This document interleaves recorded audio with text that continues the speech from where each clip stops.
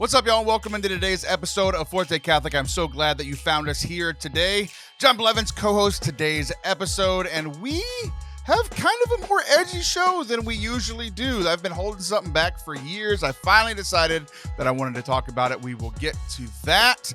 Jon and I also share our best and worst date stories, as this is our last episode before Valentine's Day.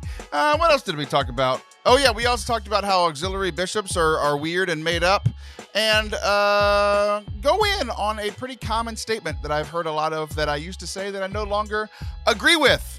We might ruffle some feathers today. We hope that you guys enjoy it. Know that we're coming from a place ultimately of love, even if we show a little frustration today. So sit back, enjoy, and don't send us any hate mail.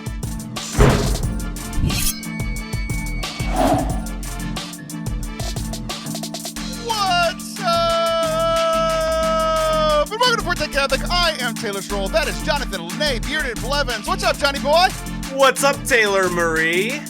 Taylor Marie. That is my mom's middle name, my sister's middle name, and my daughter's middle name. And now yours. Yeah, it must have worn off on me. Also, I've noticed lately that you've been claiming a couple of different middle names for me, and you need to stop that immediately. It's Lene and Lene only. Well, you only started claiming it recently. I beat you down over time. I threw a bunch of different ones out at you, and then we started narrowing down to a couple, and then you didn't like Lene for a while, and now you're just like, I'm so in for it. We're in a abusive relationship, and I'm the abuser. Sorry, and then I found out that you call other people Lene. Well, Lene was one that I tossed out. So I tossed it out for Allison years ago, even before you were on the show, and it didn't really stick. My favorite one for her is Jemima. Okay. But you're definitely Lene. Good, it's mine. It's yours. I give it to you. I bequeath it to you, my child. How are you doing, man? Dude, it is good. It is good that we are here, Taylor. Let us put together some tents. Yeah, we're getting very biblical, but I don't want to go too far. You don't want to do that today. Too far down that rabbit hole. No, I want to talk about something. Oh, were you gonna say something? No, I was just gonna say I'm doing well, bro. I'm doing well. I got a lot. I got 16 days of travel in the 28 days of February. One of them is to your state, so maybe I'll see you again. Wait, where are you going in Texas? Back to UST and then Dallas to do some stuff with Word on Fire. Oh, nice. I would love to see you. When you come to UST, you should let me know when we are not live on the air. What a blessing. What a blessing. So one thing that is also a blessing most of the time is going to Mass. Would you agree? I would agree. I think Mass is the best. Mass is great. But sometimes Masses can be boring. Could you also agree with that? No. Really? Come on. You know what, dude? It depends. I mean,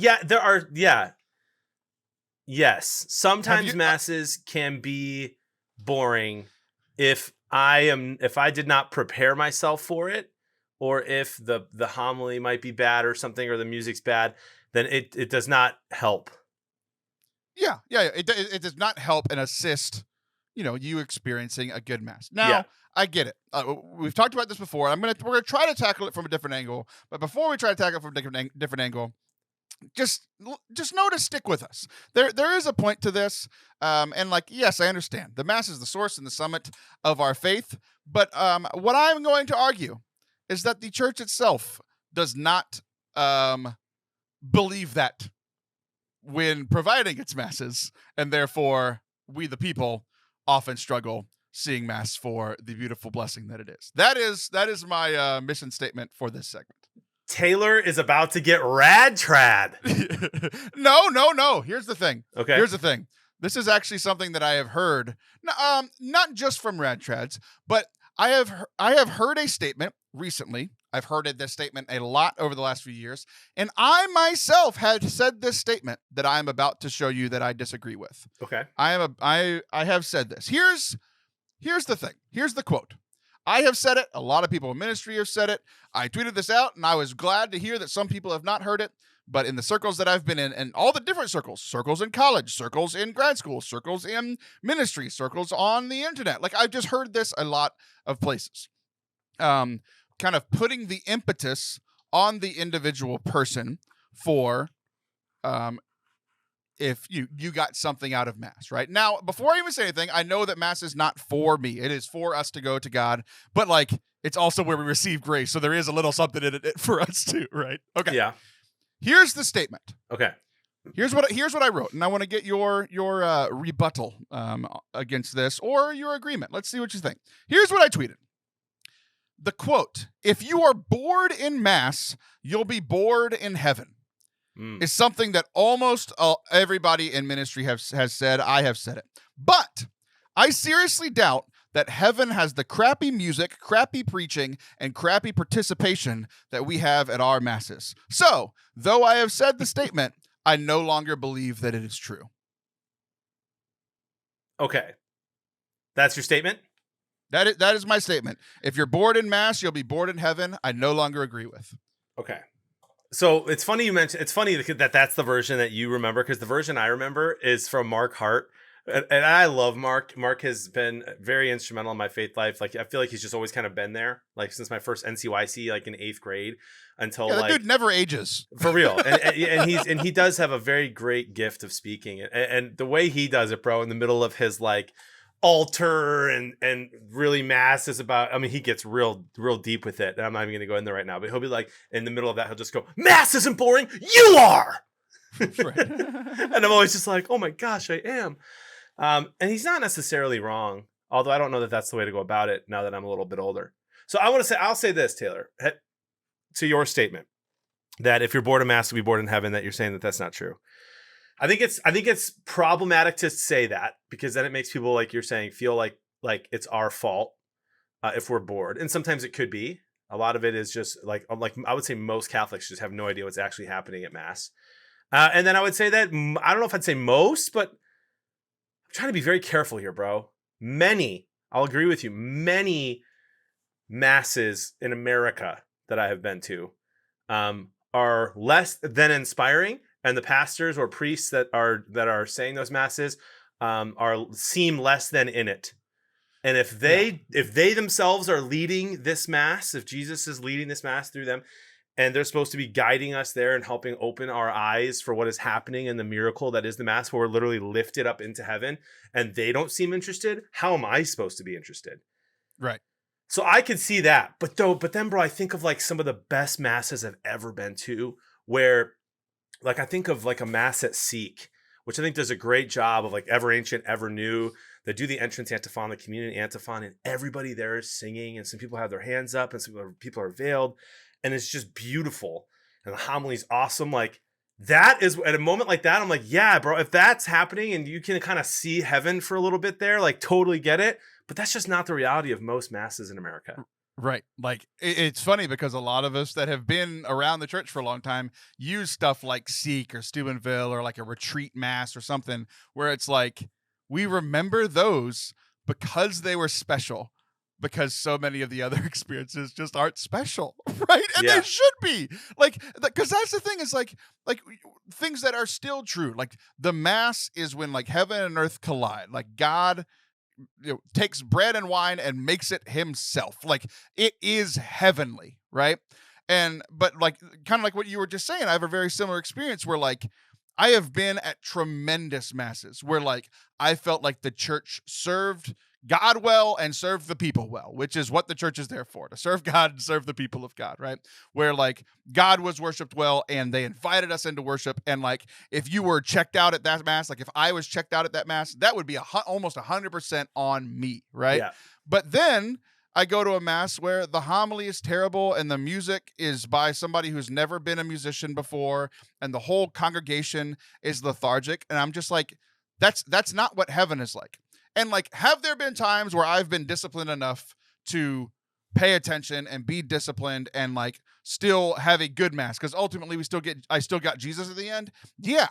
But it's like, here's where I've gotten frustrated is there have been years of my life, where I've been at a church, you have your home parish or whatever, like wherever you live at different times. And I felt like every single week, the impetus was completely 100% on me, whether I had a prayerful, holy experience at Mass, because it felt like the church was almost trying to make it terrible. The lectors didn't seem to care. The pastor didn't seem to care. The homilist didn't seem to care. The musicians definitely didn't care.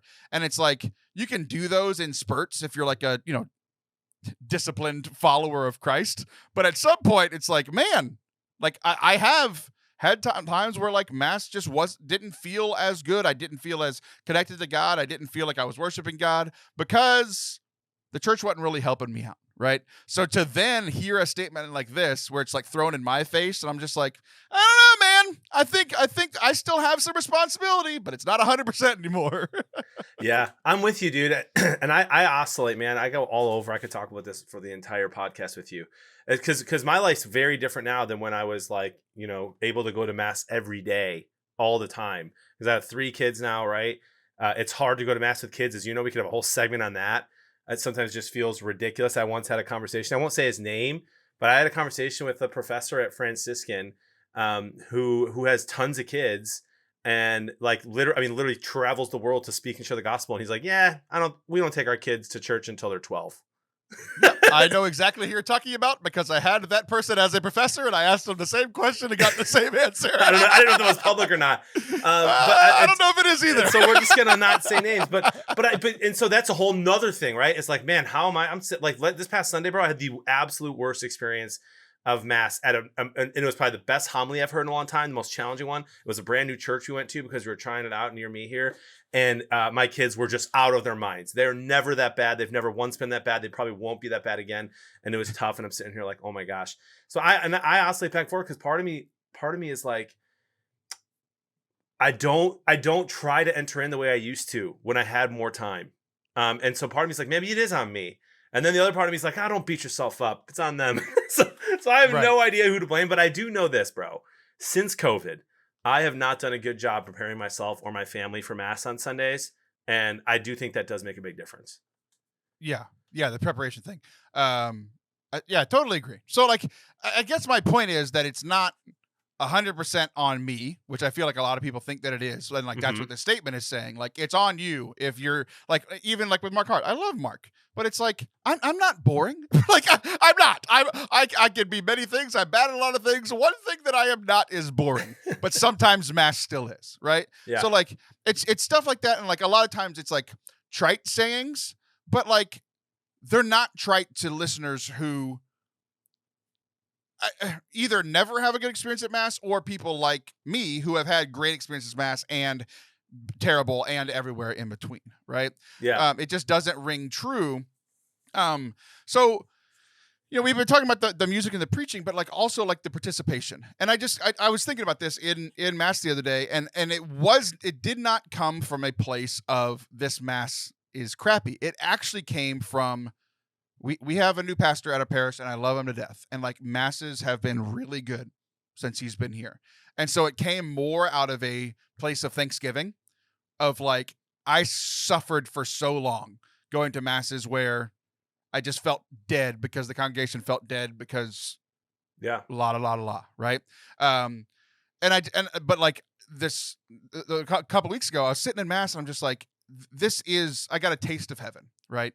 To where it's like everybody seemed to be participating this day. The homily was good. The music was better than normal. Like it was, but it was like, I just pictured heaven of like the angels constantly singing and everyone participating. And obviously like the leader of it is, God. And it's like, I just think heaven is going to be so glorious when we get there that we just can't even mass. We just can't even compare it to heaven, right? It's kind of denigrating heaven to compare it to like our local Sunday mass or whatever. But at the same time, it did give me hope and hope for experiencing that more when I go to mass, experiencing that taste of heaven.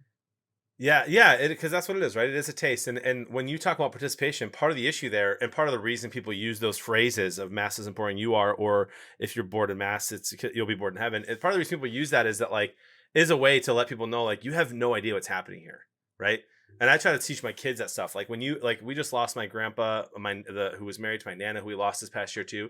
And I'm teaching my kids, like, the closest you'll ever be to them again is at that part of mass when the priest is praying, and we're praying, or we're singing with all the angels and the saints. They're there, right? We believe that they're here. And if you're actually imagining that as a kid, as an adult, then it's really tough to say it's boring.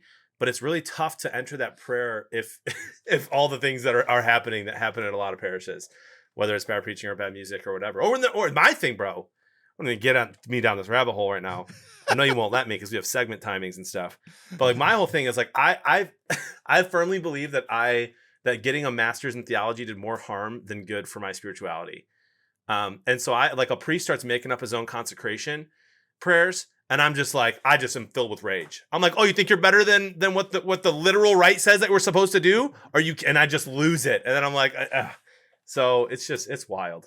There's your red tread moment. Yes, there it is. Full circle. I really liked what you said about to your kids. I hadn't even thought about that, right? Because like my kids haven't had to deal with much loss yet, but I dealt with it a lot when I was a kid, and I had kind of forgotten that somebody told me something similar to what you just told your boys. And like, I remember like all through high school, like one of the things that got me through the grief of losing teammates and classmates and teachers and like just over and over and over again, family members, was somebody saying exactly what you said to your boys. And I would picture that at mass. Like I would picture them, being there. It was just a really cool moment. So like, it's one of those things like it's almost like, instead of blaming individuals, what I really want is for both parties to come to the table, right? For us as lay people and congregants at mass to make the commitment to bring our full participation and try to make the best out of this mass. But I also want our parishes to come to the table and say, like, we also are going to recognize the beauty of what we have here and give it the beauty and reverence and preparation that it's due. So, I just think that, we the people and the church just, this, the mass is like the liturgy, the work of the people, right? So it's all of us in this together. So it's just a desire I have, something that I've experienced positively, negatively, that I want to experience more positively more often. Yeah, dude, I'm with you. Cool. All right. Well, do not go anywhere. We are going to come back, and I'm going to yell some more about some other church rules. This is gonna gosh. Be fun. Valentine's Day is right around the corner, my friends. Do you have a date? I realize this kind of sounding like the old commercial. Like, do you know where your children are? It's 6 p.m. or whatever it was. It's like, it's 3 days before Valentine's. Do you know who your date is? If you do, great. If you're married, it's the same person you've been dating for quite some time. If you are single and do not have a date yet, you can try to find one. Find a Catholic one over on Catholic Match. You can download the app today. Start a free profile, fortecatholic.com/Catholic Match, or just, open up your phone and go to your app store and download it today for free. Find your Catholic love story today. Start it right now around this Valentine's Day. Do it. Do it now. Welcome back to Forte Catholic. I am Taylor Schroll, and that is Jonathan Lene Bearded Blevins, and I'm going to yell maybe even more than I did in the last segment because I have some bones to pick. Are you ready for this, Johnny? I don't think that I am ready for this. I'd like to say that, but I am ready. It's funny. In our prep for the show, we both asked questions of, will this get me canceled? This is my segment for that, and yours is the next one. So we'll see how this goes. Yikes. Let's see. It's been nice knowing you, John. This is the last time we'll ever be allowed to see each other. So before we get into this premise, John, what is an auxiliary bishop? So we have our primary bishop, but what is an auxiliary bishop? So an auxiliary bishop is a canon lawyer once actually explained it the best way that I've known. And I don't think it was J.D. Flynn, but it could have been. But basically an auxiliary bishop is like an associate pastor, right? So named, and we'll have some of the duties that a bishop has. You can confirm people, you can go to meetings you have to go to, you can help parishes out, you can be a vicar general, which means they act as a bishop when the bishop's out of town and makes decisions that a bishop would need to make. But they are not technically like a real bishop, if you will, in the particular diocese that they're assigned to, which is just kind of a weird rule.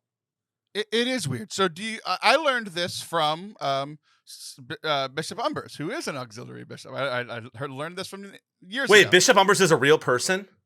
Yes. Are you serious? I thought it was a troll account the whole time. No, he's a real human bishop in Australia. Oh my gosh, that's awesome. I thought it was like a joke. Like not because he's a joke, because I like his tweets. I just thought like that it was a person kind of trying to be funny and like pretending to be a bishop. That's amazing. Yeah, you thought it was like what was that one? It was like a Pope wrestler or something. You thought it was like that. That's amazing. Like Bishop Umbers. Pope Cold Steve Austin or something like that. I'm sure he listens to the show. Bishop Umbers, big fan. Bishop Umbers is a real human person. Okay. Who is a real bishop. He is an auxiliary bishop somewhere in Australia. I don't know the exact diocese, but there's probably 4, because they have 2 for humans and 1 for kangaroos. Mm-hmm. But I learned this from him. Do you know? I learned something from him, and then I did some more research today. Let's see if you know either one. Okay. Do you know why auxiliary bishops started? Because the bishop is the man who is in charge of the entire Catholic diocese. But their first became auxiliary bishops. Do you know why? I didn't know until like an hour ago. I mean, what I've been taught is that bishops needed kind of an assistant, if you will, the same way that an associate pastor has no real authority in a parish other than to help the priest. That an auxiliary bishop is an assistant that can help the bishop if their diocese is too big. So Chicago has a bunch of them because we have a huge diocese, and Indianapolis for a long time did not have any. Yeah, that is the practical answer, right? And I think that's the answer that a lot of people. So am I half right or am I wrong? You're right, but you're right and wrong. You're getting to where we're going. But it's not how auxiliary started. Okay. How it is practically now is dioceses are big and bishops have a lot of responsibility, and they need or want help, right? To help run the diocese, to help go do confirmations, blah, blah, blah, blah, right? So that's the practical reason that we still do it. The reason that it started was in the early days of the church, in dioceses where the entire church was being persecuted. They would have to like flee and go in exile, right? So a lot of dioceses, it's primarily in the Middle East and in Africa, is primarily where this happened, where there was a diocese with a bishop and his congregation, and they were being killed or tortured and all these things, right? So they fled to another diocese and to live and find, safety, right? Yep. Perfectly fine reason to leave somewhere. Go for it. So there was a bishop in that whatever area they went to. So let's just give an example. They went from Northern Africa to Italy, and now they're safe in Italy, right? This is just an example. Yeah. Well, there was already a bishop in that region of Italy, but now there's this other bishop who's the bishop of this other land, but his congregation, and he cannot go back to that land because of the persecution, and his congregation is now in this other land, right? So it's this weird thing of like, well, he doesn't really have authority here in this diocese, but that doesn't mean he's not still a bishop. He's still a bishop of that place in Northern Africa. Right. But he's just not there in Northern Africa. He's serving and helping somewhere else. So he would start to help in that area, right? Makes sense. So he's still technically the bishop of Northern Africa place, but he is now serving in Italy. That's how it started. And then this kept going. And then bishops started realizing like, oh, this is nice. Like, I don't have to work as much. I've got help. I can, send somebody else to do the dirty work. And this is really cool. So it's become a practical thing. But like Bishop Umbers, I forget, it's been years now, but Bishop Umbers serves in Australia. And he's been in Australia, like I believe, if not his whole life, like his whole ministry life, right? Yeah. But he is actually the bishop of some defunct diocese. It's a defunct diocese that is no longer a diocese, doesn't have a bishop, doesn't have people. He is the bishop of that so that he can be the auxiliary bishop in Australia. Yeah. So every time somebody is elected to be an auxiliary bishop, the Pope gives them the bishopric over a place that no longer exists.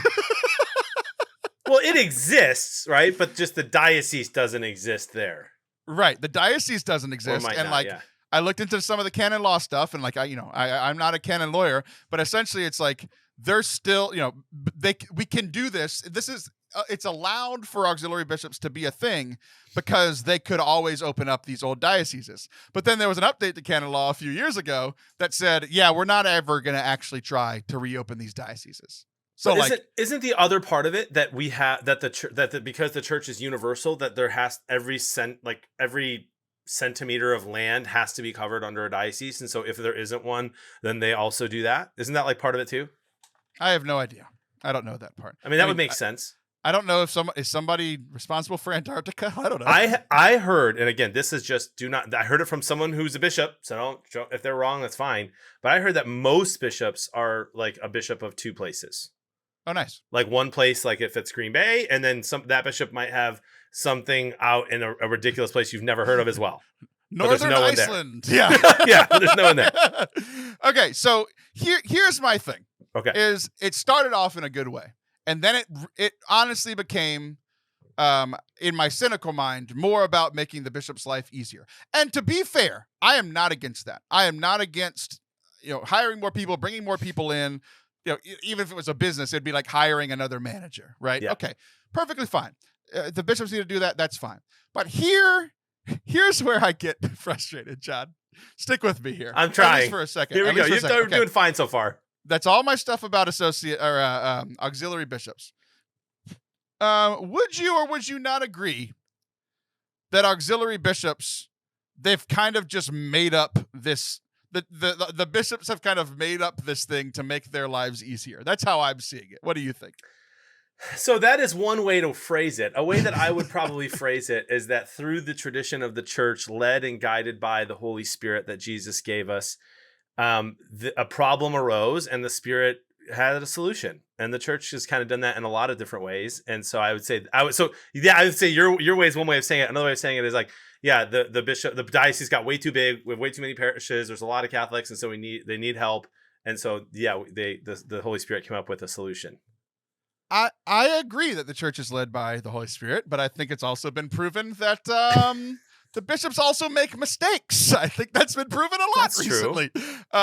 So in this particular case, I think it is the bishops or some bishops, whatever, kind of taking advantage of a thing that it wasn't meant to be this. It was literally, they started it because of exile, and now they're just like, oh, I want help. You're now the bishop of Tunisia or something. It seems very convenient. Now, again, I don't disagree that they should need help, but this is just a weird, complicated, over-convoluted rule to bring some ease to the bishop's life. That's how I'm looking at this today. This is the mood that I am in. As Father Anthony would say, it does seem a bit... As Father Anthony would say, hoo, hoo. As he would say, it does seem a bit silly. Yes. Okay. So there's layers to this. That's what the bishops are doing. So me as a Catholic, I think a lot of people struggled a few years ago when bishops were making real big mistakes, not the kind of joking auxiliary thing that we're talking about now. But when shepherds do something and the flock see that, then it's like, well, why would I follow that guy because he's a criminal, right? A lot of people experienced that a few years ago. But even now, I think I've kind of gotten over that, or at least for the most part. It still sucks, but it's like I've moved on to other problems, right? So I'm looking at this, and I'm sitting here thinking, like, that seems kind of Pharisaical, kind of a made-up human rule. That does not seem to me like a God, Scripture-inspired, tradition-inspired rule. It seems kind of made up for someone's, comfort or benefit, right? So here's my question: Okay. If the bishops can do that, why, if they can make up rules or don't have to follow rules and just change the rules, why do I have to do things like the church says, like, not eat for an hour before Mass? That seems arbitrary and made up. I don't see that in Scripture anywhere. I don't see that in the early church. Now, I get that fasting is a good thing, but why is that a requirement on all Catholics? Why do I have to follow that if the bishops are just going to make up their own rules? I thought you were going to keep going. Oh, I'm just I'm digging myself a hole here. We're gonna see how deep I can go. I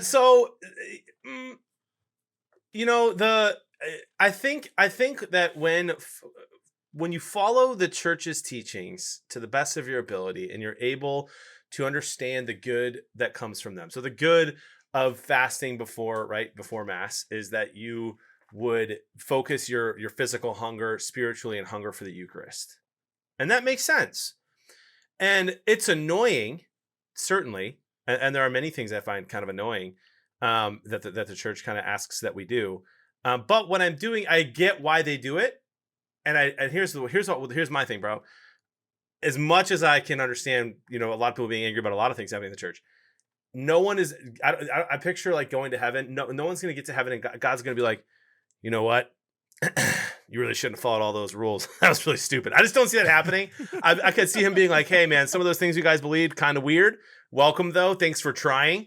But I don't think he's going to be like, that was dumb. You're an idiot. So that's where I'm like, I'm just going to try to trust and do what the church asked me to do, and that the Lord is going to reward me for it. Yeah. I think ultimately you're right. But I do think that there are some things that we do in the church that are weird and arbitrary, and God's like, why are you doing that? And I think one of those is like, here's an example. It's 30 minutes before Mass. I have a snack. And now it's like, if I'm following the rules of the church, I can't receive Jesus for the week. Like, yes, I know that there are other days, but let's be real. I just go on Sundays. It's like, I'm not receiving Jesus for the week because I had a cracker, 30 minutes before. That just seems like something. Like I'm thinking about this, and then I read the Gospels about the Pharisees, and I'm like, this is a rule they would have made up. Sometimes we are Pharisees. It just seems so made up. It can, but I think that's a whole. And I know this is not the direction you're going down, but I'm just having fun with you. I love being on your show. It's let's see if you still say that after my next example. Oh gosh. So I mean, because like I think in general we have a huge problem in the church with people not, and I'll say myself included. Like, I know what the Eucharist is, and I think sometimes that I take it for granted, and so doing things like that, like being like, oh crap, I accidentally had breakfast and I didn't know we're going to go to this Mass. I know it was an accident, so it's not really sinful, but I'm just going to abstain. I'm not going to take communion today, and then hopefully look forward to receiving the next time. That's like what you're supposed to do. And most of us, myself included, are just like, okay, whatever. I'm just going to receive. And so we only have to receive like once a year. Like I think that we should treat it as more of a gift that we are ready to receive sometimes. And I'm talking about myself. Like myself included. Yeah. When I found out that you could do like an imperfect or a perfect act of contrition and then receive and try to go to confession at your next available time, it's like I stopped ever not receiving. It's like that's not the point. Yeah, that was the thing for me. Is like when I was younger, I always heard like if you have any sin, you can't receive it.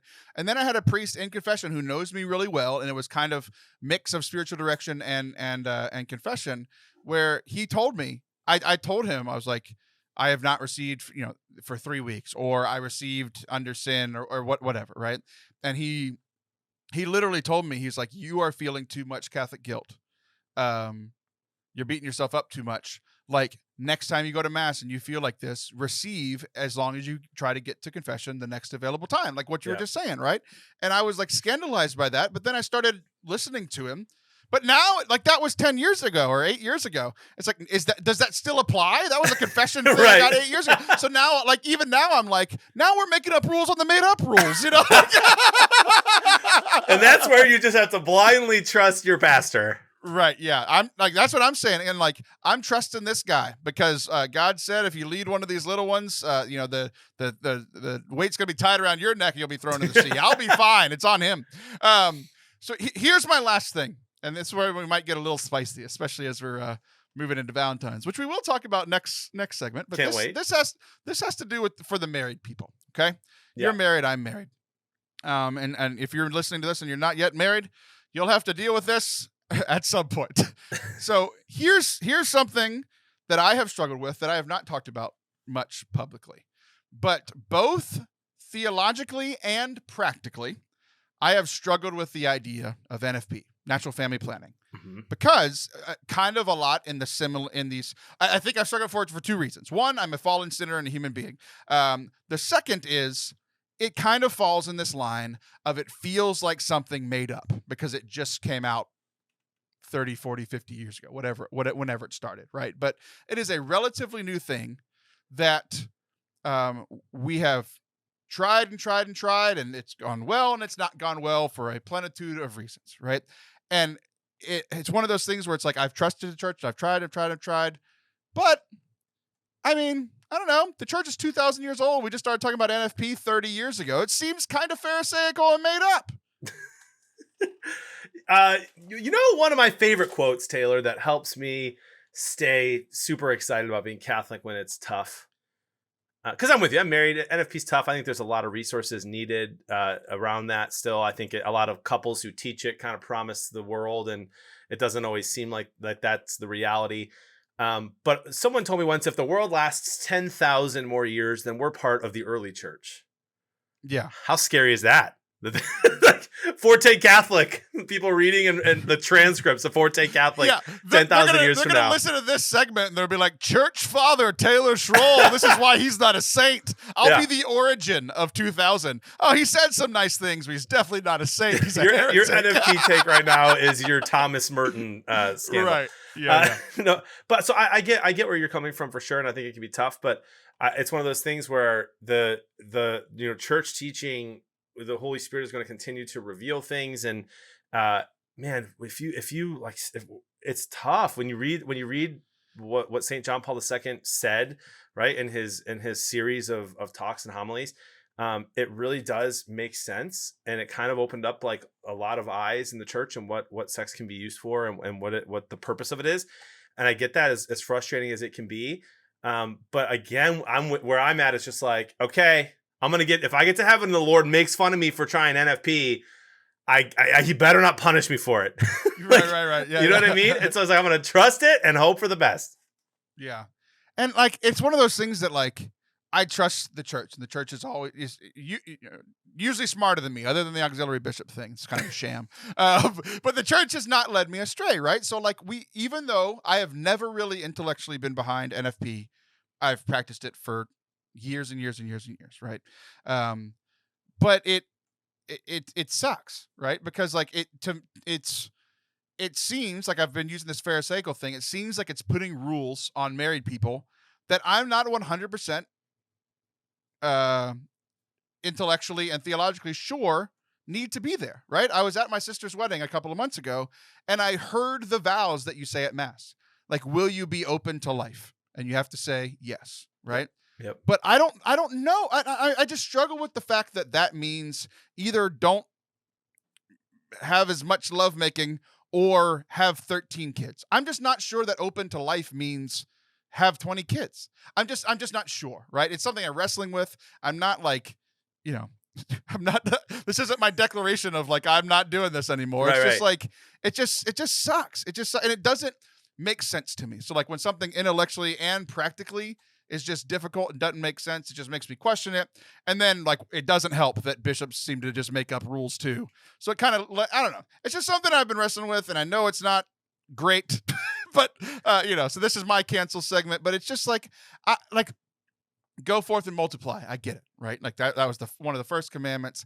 And we said we were being open to life, but it's like, does that really have to mean at every moment for 20 years of that you're married and fertile? Like it just seems over the top and kind of made up to me. Yeah, this is something you should do. You should clip what I'm about to say and save it for later. I think because this would be such a non-Forte Catholic thing to do. Because with this segment, I think you're being very vulnerable and sharing cool stuff. Like you should have an entire episode somehow in February or March on NFP and bring in different people and talk to them about it. I really do think that you're going to get feedback about this segment and that people would love that and listen to it. And I'm going to go ahead and say it right now. That would be your most listened to episode in 2022. We'll go back to that and you can roast me in 9 months when we're recording a podcast talking about it. You just want to be the co-host for that so you can finally be on one of the popular episodes. Wow. I think there was a year that I had the crown. But I hear what you're saying, and I think we need more people out there who are teaching what NFP is and the advantages of it, who don't have 20 kids. And there's nothing wrong with 20. God bless you. That's amazing. And another part of it, and that kind of end here for me, because I know I'm doing so good at talking today. I know you want me to talk more. You're doing great. I'm so proud of you. I think that it's tough because the way that America works, it makes NFP about 15 times more difficult than it should be. Like there's no reason that with the salary that I make, there's no reason that my wife and I should ever even question about how many kids we could have. There's no, but can I send them to public school where they're going to learn literally just ridiculous things about that have nothing to, like in line with our church, or a Catholic school that might not have any Catholic identity at all? which costs $10,000 a kid for, grades K through 12. What am I supposed to do? I make millions and then I can have 15 kids and then I can send them. So I think there's a lot going on that we can unpack that makes it tough. But I'm gonna keep trying to trust the church. Yeah. Well, that is a tremendous idea, and I think we should do that, because I have had these thoughts for a very long time, and I have held them in because I know that disagreeing with something that the church teaches, or even wrestling with it, is often a cancelable offense, right? But the thing that gave me the strength to muster to even bring this up here is I have seen so many people in private conversations that I have had struggle with this, but never talk about it publicly because they're in ministry or they're, respected in the church. Or I have seen it very honestly. I've seen people talking about it on their Twitter alt accounts, not their public accounts, but the accounts where they smaller with people that they trust that's not public. And it's just like, there are so many people that I think are struggling with this and nobody's talking about it. Other than you have to do this or you're going to hell. And it's just like, right.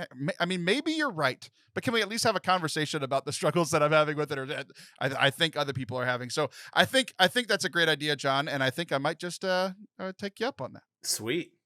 Awesome. All right. Well, we're going to, take a break from me trying to get canceled, and we're going to have a little bit of lighter fun. This is our Valentine's Day episode where we're talking about love and all things involved. But John and I are going to, we shared a while back about our engagement stories. We are going to dive this time into best and worst dates that we have ever had. And we are also going to dive into how we first, met our wives and made them our Valentines to this day. So do not go anywhere. We'll be right back.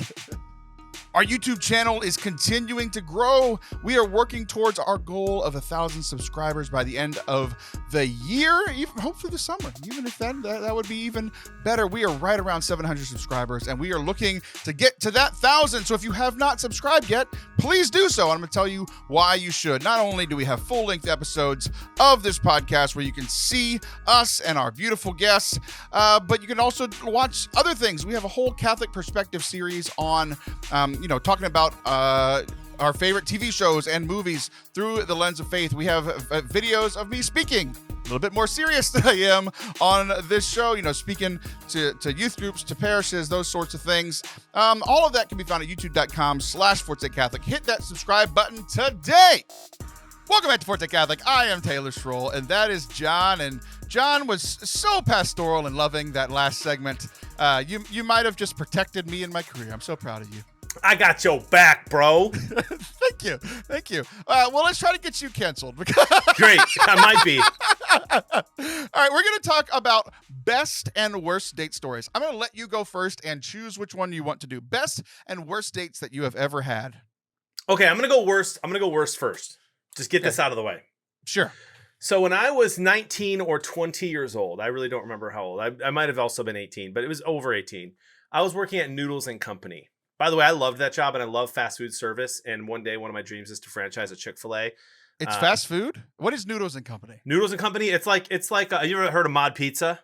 Yeah. It's like Mod Pizza for noodles, kind of. Cool. Yeah, different noodle dishes and stuff. They're kind of big. I think they originated in Wisconsin or California. And They're kind of all over now. And so I'm working there and I learned not everything, but I learned I was making salads, I was cash register, I was busser, and I ended up learning how to cook and prep the meal. So I ended up doing a lot of stuff there. Well, because I was kind of right below the general manager of that store, I was auxiliary bishop, if you will. Yes, I was the auxiliary bishop of noodles. I got away with, giving away free cookies and Rice Krispie treats every once in a while. And so if I saw a girl that I thought was cute, I would write and flirt. I thought was being flirtatious with me.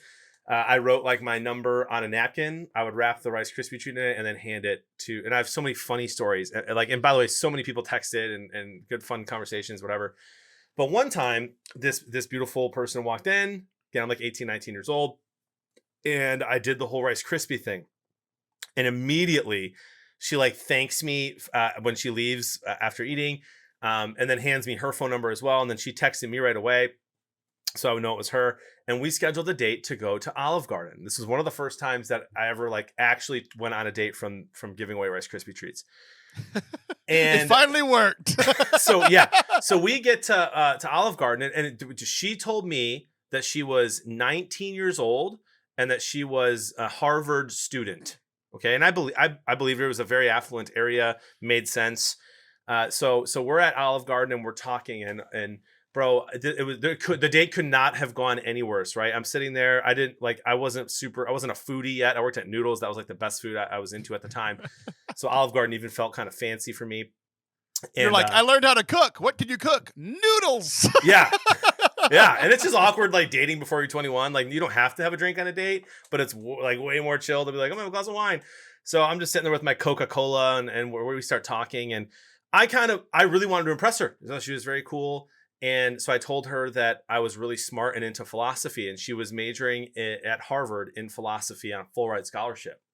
Halfway through the meal, as I'm like covered in sauce, she tells me that she's a genius. And I was like, excuse me? And she's like, I have a confession to make. I lied to you about my age. And I was like, what? And she's like, yeah, I'm actually like, I think she was either 16 or 17. So she's like 2 or 3 years younger than me, but like, that's scary stuff, bro. I was like 18, 19 years old. I was like, what? Like that, what's going on here? That's illegal. Like, what's going on, you know? And she's like, but I really am in Harvard. She shows me her ID. She like was an actual genius. And like I Googled her later, and like, she like got some crazy scholarship, and she was like a high school kid in college. But bro, that's like, so that part was the worst part. I literally got up and left when I found out how old she was. But right before she told me that, she asked me who my favorite philosopher was. And the only answer I prepared, because I knew she was a philosophy major, the only answer I prepared for the date was Thomas Aquinas, because I was Catholic and I was just kind of getting into my faith, right? So I was like, Thomas Aquinas. And right before I could say it, she goes, and please don't tell me Thomas Aquinas, because he is a joke. And I literally said, because I couldn't think at all, I was just like, Aristotle. Aristotle. Descartes, God is dead. And she goes, oh my gosh, I love Aristotle. Please tell me your favorite work by him. What am I supposed to say there, bro? I'm pretty smooth. I literally was just like, yeah, I really have no idea. Like, I was like, I'm a Thomas Aquinas fan. You just roasted him. Then she immediately tells me how old she is. I got up, I left, never talked to her again. Horrible date. That's incredible. But I did pay. Oh, good! Congratulations! you left a paper trail for this illegal event. Isn't that a wild story though? Like, who lies about their age for an Olive Garden date? Girls. It was wild. I wonder where she is now. Did you not watch any of the presidential debate? She's probably up there. Probably. So that's my worst date ever. Oh, that's incredible. That's incredible. I am proud of you that you got up and left after. Very good for you. Thank you. I am very also obvious really decision. happy. I am just really also happy that she just proved very quickly that she was smarter than you. Immediately. Well, not really. If I wish I could talk to her like 5 years later and be like, tell me why you hate Thomas Aquinas, but I had no idea who he was back then. Yeah. All right. My worst date was not illegal. I think I was 16 and my date was 16. So I too was on a date with a 16-year-old, but I was then the same age. And this was me pretty close to the peak of my powers, like in really good shape, still relatively good looking to what I am now. I was pretty smooth with the ladies. Like this was I peaked around 16 to 19, and this was right in that span, right? So I'm on this date with this beautiful woman that I was dating. Beautiful, but a thicker body. So like you think like softball player or soccer player, not fat, but just muscular, right? So not light or tiny, right? But here I am. I'm this big burly football player, and I should be. I have before. We'd been dating for a while. I should be able to, pick her up and, carry her around and all these things, which we have done. But we are leaving a Chili's where we had a tremendous date. And she gets on my back, right? Where like her arms are on my back and her legs are kind of wrapped around like my back and my hips, right? Yep. So she's like, I'm carrying her out on my back, on my shoulders. And I have no problem because I was a very strong boy, right? And the only problem was a couple of things. It had been lightly raining. It had been drizzling. Oh no. And there was like a wheelchair ramp, so it sloped down, right? Yep. And it was freshly painted. So I'm on this date with this beautiful woman who is, I mean, she's gorgeous, but had dealt with some issues with like feeling like she was overweight, even though she wasn't at all. It was just kind of a thing that she had dealt with because she was a little, thicker framed. And yeah, I slipped and dropped her. Oh no. Did you fall forward or backwards? Or just drop? I fell. I started falling backwards and I tried to catch myself, and we ended up like falling sideways, like into the water, into the mud. Like we are drenched. We're muddy. We kind of hurt ourselves. Like I hurt my hip. Did it turn into a rainy Notebook moment where you both looked at each other and it was like this funny, cool thing, or was it just horrible? In the Notebook, people cry. She also cried. That was the only connection there. Oh, that's so sad. Real bad. It was real bad because like I felt terrible, not only because I dropped a human being, but because like she felt fat, which she wasn't, right? And I had to keep here I am trying to convince her she's not. She's like, you just dropped me. Oh, no. And you're like, well, I know that argument doesn't bode well, but I promise it's the rain. It was rain and paint. That's tough. And I slipped. It was the worst. It was like one of the worst times, not the worst, but one of the worst times I ever felt like being a guy, like trying to take care of a girl and make her feel special and pretty and all these things. I failed her. Yeah. And we dated for a few more months, and then we've never spoken again. That's pretty bad. All right. Best date. These will probably be quicker stories. Best date. My best. It's tough for me to think of my best because really I've had a lot of good dates, both before I met my wife, but especially after I met my wife. And it feels kind of cheap to use this one, but I'm going to say that our best date was Aruba on our honeymoon, which again feels like cheating. But it was the last night when all-inclusive. I'll never go anywhere else all-inclusive. It was the best experience ever. And the last night, we heard that there was a restaurant that we just had to go to at the other end of the island, which is like 20 miles. It's ridiculous. So we got in a cab. We made reservations at this really nice restaurant, got in a cab, and he drove us there. And on the way, he's like talking this place up. He's like, this is heaven. This is stuff out of movies. You're gonna sit in the water. We're like, what? And so we got there, bro. No, and it's nuts. You walk in, you can smell the fish. It's unreal. You look out, the sun is setting. Aruba water, right? White sandy beaches. It's like insane. There's like 9 different shades of blue in the water. And we go sit at our table, and our feet are in the water. And there's crabs like walking around, and you can see dolphins like 30 feet away. And we had probably one of the best meals I've ever had in my life. And we just laughed and we talked about like, wanting to have kids. And it was our last night there. So we talked about what happened throughout the week. It's just unbelievably beautiful. And then when the lights when the sun went all the way down, lights like rose all around us as we could continue to look at the water. It was perfect, bro. It was perfect. It sounds incredible. Mine's actually pretty similar. And I did laugh when you said that it was your honeymoon, because I too enjoyed my honeymoon because we didn't have to follow NFP yet. Wow.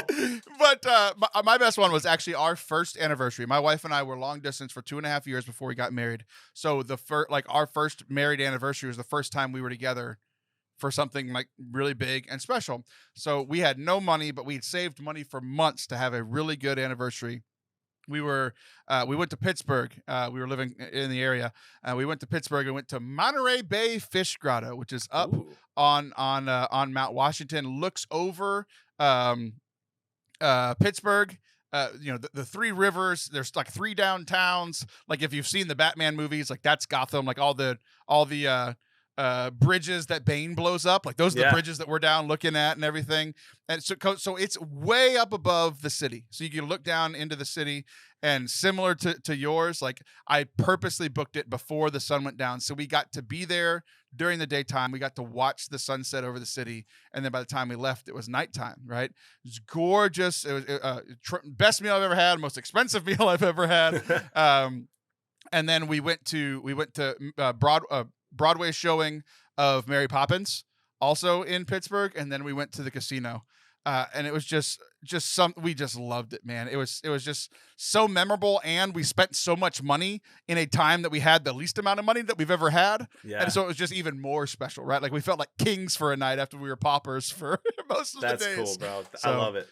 It was really cool. So, yeah. So the last thing, it's our Valentine's Day episode. So you and I talked a few months back about our engagement stories, and And then I even put up a video on YouTube a couple weeks later, actually showing the video of my engagement. And my wife and I watched it together, and we like put up our reaction on YouTube. It was a lot of fun. You can check that out, youtube.com/Forte Catholic. But we also, I wanted to talk to you about, I don't think we've talked about how we met our wives. So how'd you meet Jody? So I was bartending at a place called Time Out in Manitowoc, Wisconsin. And I was a server and a bartender there. I loved it. Again, I love that fast-paced environment. And listen, bro, like I lived in Manitowoc for 4 or 5 years. I went on a date with every person that I thought was pretty in that town. Every 16-year-old in town. No. No. With literally everyone I thought was pretty, I went on a date with, and like I was like, I'm never going to find a wife in Manitowoc for some reason. And then this girl walks in with like 3 of her gorgeous friends. And I'm like, oh my gosh, like, these girls are clearly not from here, or I would have already known them. And so I like went up and I was their bartender and server. And I found out later that all of them thought that I was cute for some reason and thought that I was charming. But Jody was the one who really caught my eye. She just had this beautiful smile, these great blue eyes. And so I didn't do anything. I flirted and stuff, but then they left, and I was like, you know what? If it's meant to be, I'll meet him again. You should have given her a free cookie. What is wrong with you? Dude, I didn't have cookies there at the time, just nachos. I did give her a free cheese sauce, which she loved. Nice. So a couple weeks later, Wisconsin thing ever. Right. A couple weeks later, she comes back for a mutual friend of ours, which I didn't know at the time. I didn't know he knew her. He was a musician, and he worked at the same bar, and so he was playing a show that night. And she was there. I said, "Hey, do you know her?" And he's like, "Yeah." And I think they actually went on a date or two once. And I said, she looks at like she kind of likes you. And he's like, "Yeah, but like, no, it's not like that." And I was like, "Well, she's great." She's like, "Oh, she's an amazing girl. You should ask her out." And so I did. And we talked on the phone actually for hours and hours and hours and hours before we ever went on a first date. Our first 2 dates kind of sucked actually. And it was our third date that we were just like, let's just like be who we are when we're on the phone and stop trying to like be who we're not. And then we fell in love. It was very cool. So I met her at a bar. And then she asked you who your favorite philosopher was. You said Thomas Aquinas, and she just fell in love with you. And she was like, "I'm Lutheran." I was like, "We'll get that." Yeah, I didn't know that. She was. Yeah, she became Catholic after we got married. Oh wow, I did not know that. Good for you. Cool. So for me, we were in undergrad together.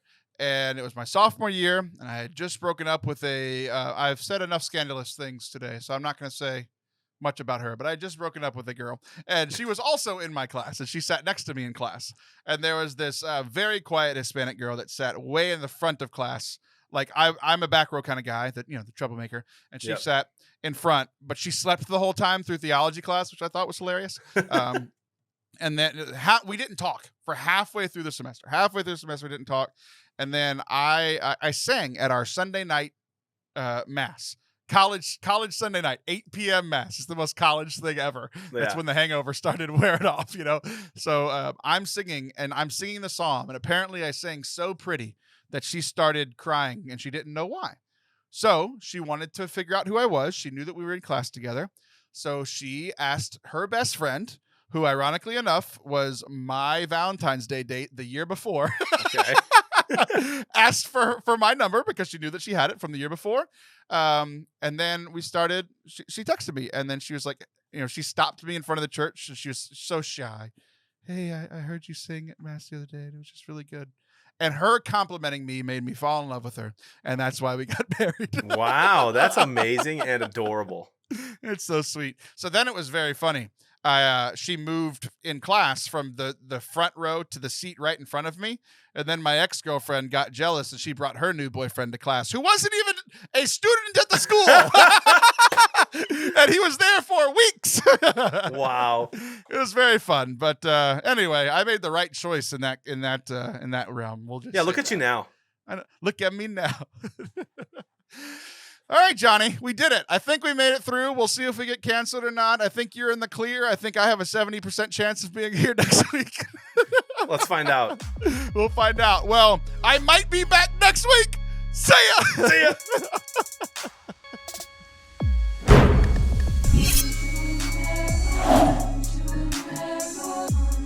Thank you guys so much for watching, listening today. Remember, no hate mail. We hope that our vulnerability and our openness today will be helpful for you guys. If you did enjoy today's show, please remember to hit the subscribe button, whether you are watching on YouTube or wherever you are listening to podcasts. Leave a review, a rating, a comment. Do one of those things. Subscribe and either leave a review, wherever you listen to podcasts. Comment on the YouTube video. Share it with a friend. One of those things. It's a choose your own adventure. Choose one of the four. Also, Lent is coming up. I don't know if you guys realize that. It's kind of approaching very quickly. Next week, we're going to be interviewing a priest named Father Innocent, who's a CFR, Franciscan friar, about his book on Lent. But I wanted to let you know because there's only about 10 days left from when this episode releases to where you could order the book and be assured that you get it before Lent starts. So that website, I had it right here. Where did it go? Here it is. Born of Fire Book, bornofirebook.com. It's written primarily for guys. So guys, go buy it now. We will convince you next week why you should get the book, but go buy it today. Ladies, it comes from Blessed is She. They're reaching out to the guys, so buy it for one of the guys in your life. That is all for us today. I'm really looking forward to that interview, and we're going to have a surprise guest co-host next week. So make sure you hit subscribe so you don't miss it. I'll be back then. Bye.